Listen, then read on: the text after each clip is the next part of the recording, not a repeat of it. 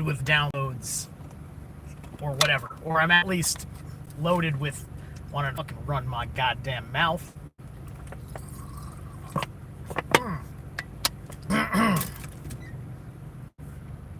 All right. So, I think I may have done a video on this not too long ago, like like a drive streamy thing like this again. I feel like doing it again. Perhaps repeating myself, and then I'm gonna go look at the video if I did. Ask myself, do I keep it or nix it? But all right. So in the Excalibur movie, the famous one from the 80s with all the really, really shiny armor that gets really dirty and then they have to shine it up. That was like, when I was a kid, that was the one thing about that movie that fucking had me goddamn fucking hooked on the Middle Ages, was that fucking armor blinding my eyes. Like, oh my god, that is fucking sexy. Oh, look at me. I'm a one-man tank, right? Like, it's like the close, that was like, you know, that was almost like watching like your mecha anime for the first time, you know what I mean? Like, that was the experience. Full plate mail, fucking galloping in on a war horse. You've got all your fucking weapons. You got your fucking crew of fucking expert fucking badasses and et cetera, et cetera. So, but at any rate, it's interesting the way that movie tells a story, which I believe is congruent. Hold on a second. Which I believe is congruent with a general kind of sense of the Arthurian mythos. Because Excalibur was a cool movie because, like, they give you this whole 3-generation Arthur kick out of it, with the 3rd generation being kind of an inbred, right? Which gets into evil elite bloodline kind of stuff, right? And we're talking about the black magic of Morgana Le Fay, who, you know, is, you know, you kind of want to think of her almost like the Morrigan, because Morgana, Morrigan, it's, you know, it's Arthur's like it's like a Germanic Welsh kind of story, or Germanic Britain kind of story, right? It's one of the more uniquely Germanic bits of British folklore, because it involves so much with Germanic people's establishment on the British Isles. Which gets to my inversion of Balder point, right? Because Morgana, to get revenge for the rape of her mother by Arthur's father, puts a hallucinogenic spell on Arthur and plows the hell out of him to bear a son. And you know, it's all that Antichrist shit, right? They have the whole fucking they show you her birth. She's sitting naked on a fucking ceremonial slab, you know, and she's got like these, like, I think she had like 3 witches, right, around her as her fucking midwives, right, pulling the baby out of her and shit. And so, what's his name? Mordred? Right, like Mordred. You know, and Mordred, you know, Morgana, you know, it's the morgue, the morbid, it's the Mornis, the Moors. I think Moors also are like kind of like swampish, right? So she's putting herself in the role of Angrboda, right? She's playing both Angrboda and playing Loki at the same time, because she is like, she's this outside, like, she's a fucking Loki, right? That's the deal with her in that respect, right? And so Mordred, she makes him completely impervious to all weapons known to man, right? Does she have the spells to give him protection from supernatural weapons of any sort? Don't know. Perhaps she doesn't, right? This is the inversion of Frigga's protecting of Balder. And so thus Excalibur, which represents the authority of the word of the Archon, of the Lord of the regent, the king, so on and so forth.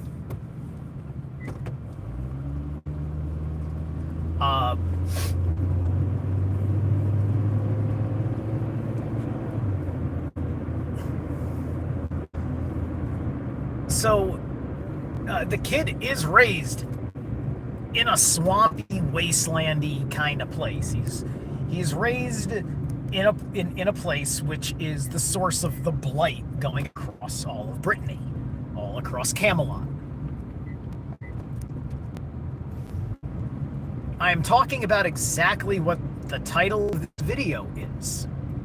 Isn't that something? Isn't that something? I did not clickbait you. I am talking about Norse mythology, and I am talking about the movie Excalibur in context. That's what I'm talking about.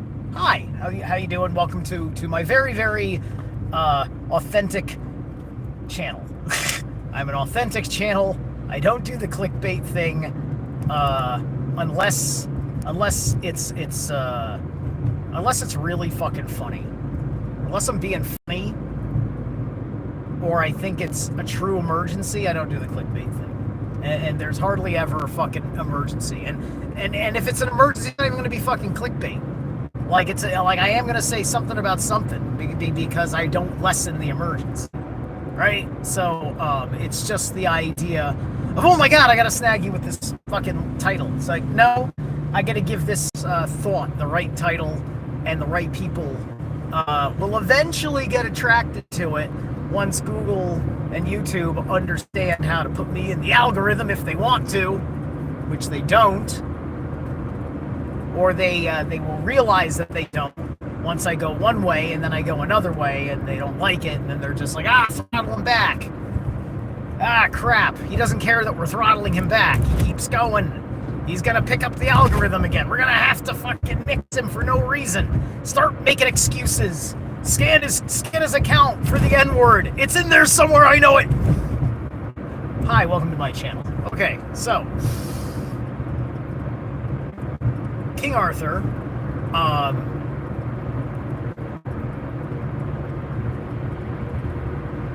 thus has to go after this guy, and thus, like,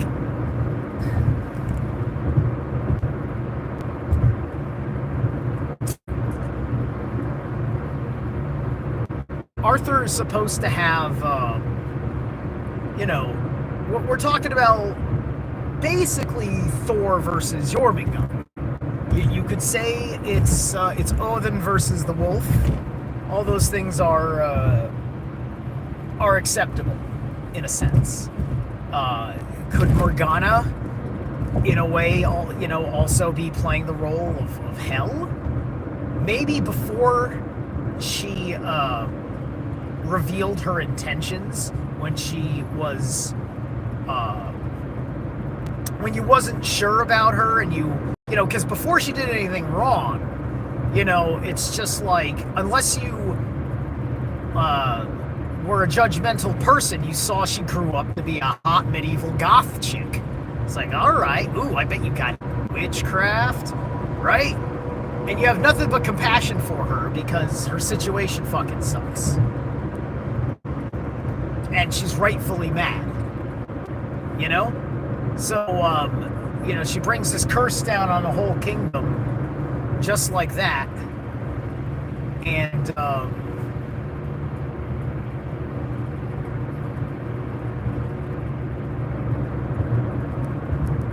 and that's just because her being whatever age she was, her being a woman, etc., etc., it's just like the higher powers were just not going to hear her voice, right? if it wasn't going to be dismissed by the emperor, it was going to get dismissed by the Hierophant. That kind of thing, right? She's just watching this kingdom emerge around her, and it's not the kingdom that she was, it's the kingdom that she lost. It's the kingdom that she lost to the guy who raped her. Like, it's just like, yeah, you've eliminated evil, but you did not reconcile your father's sins, right? And this is partially Merlin's fault, because Merlin could have given him counsel saying, listen, your father wronged that girl. Your father wronged that girl. You need to fucking, heal that before she turns spiteful, because she has every right to be. If I was Merlin, that's what I would have fucking told Arthur. But because that didn't happen in the mythos, I can't just sit there and rewrite it, because it's not my claim. It's important that you saw a playthrough of wrong decision. It's a very important thing about folklore, fairy tale, sad endings in the mythos. It's you need to see the follow through of the bad decisions, right? That's why sometimes a movie can be ruined by a happy ending. It can seem crazy, like out of context, just to say a movie. Then so your mind has to immediately think of, well, a horror movie kind of needs to have a sad ending, so on and so forth. The drama could go either way, right? Like even a comedy. The comedy may be, the great brilliance of it is that it would be an unhappy ending for the hero, but you still somehow laugh, right? Because often you get that out of like a dark comedy, right? A dark comedy is a little, it's a little bit torturous of the antagonist in a non-scary way. It's just, it's torture because he's a little bit of an idiot or something like that, right? Like you watch the misfortunes that Jim Carrey and what's his face go through in Dumb and Dumber, right? And you're laughing at them for being clowns the whole way through. And, they technically lose in the end, but they're too dumb to realize that they lost. So it's like they're still fucking happy because they're too dumb to realize, But at the same time, it's a kind of Zen-like ignorance because there's still a greater truth, right? Like, look at me. I'm the idiot because I'm happy on the day that I get fired, right? So I'm Dumb and Dumber to someone else. Like this fucking idiot, man, he had 3 years at that job. He was on his fucking 4th rate. Like, what a fucking idiot. Just like in Dumb and Dumber, right? Now, what Dumb and Dumber isn't versus a lot of other people is a lot of other people making 20 million deep personal decisions. Also being capable of laughing at themselves and being aware that there's an inherent failure that you're laughing at that you aren't ashamed of because you already are of the mindset of I'm working on it, here it is, it's emerged, I already know dealing with it. Today it emerged. Sorry, how long was it like that? Oh my gosh, I'm very sorry. How long was it like that? You watched Whole Mountain? Yeah. All right, cool. Trenton, you gotta change your name, man. I'm not gonna say your name, but please, if you're gonna come on my thing, just please change your name. Because I just want, I want to, I'm not a place for hyenas. I'm not a place for jokesters. There are plenty of jokes and levity here, but I'm not here to extract a clever joke. That's not what I do the deep dives into my mind to convey to you for. There may be deep jokes, but I don't want people here that present themselves as a joke. So be Trenton anything else. Sorry, I know what's going on here. There we go. There we go. All right. You see, now that I've shown up at my house, the thing automatically turns on my Wi-Fi, tries to connect, but I'm not close enough for a strong connection. And so then it juggles the signal because it's just barely connecting from here. But anyway, let me get to the end of my righteous little point about the mythos. Because the whole point is to be able to extract something that you can see an application in your world on whichever level that you're reading, and you have to see what level of the world is important to you to extract from it at this time, right?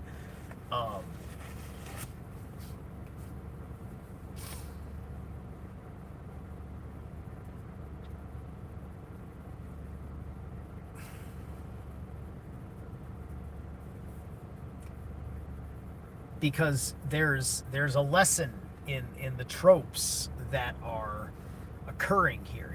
And you're talking about the early onset of attitudes from resentful pagans who, it's not even because of the paganism, because they're used to a new guy coming in with their fucking god and all that shit.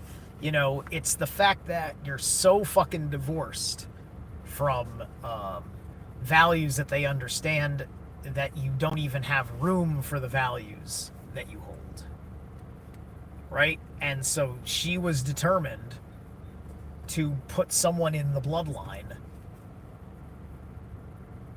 to to bring things back that way. But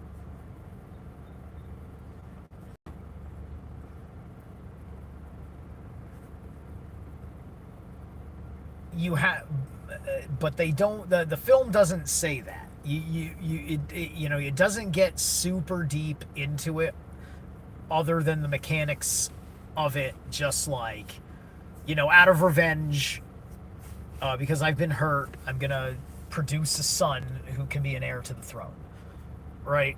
And take things over, right? But that doesn't come from certain things.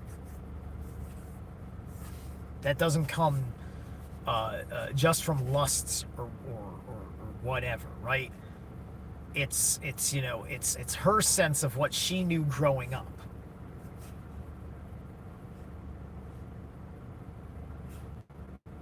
Because of course, Uther also, killed her father.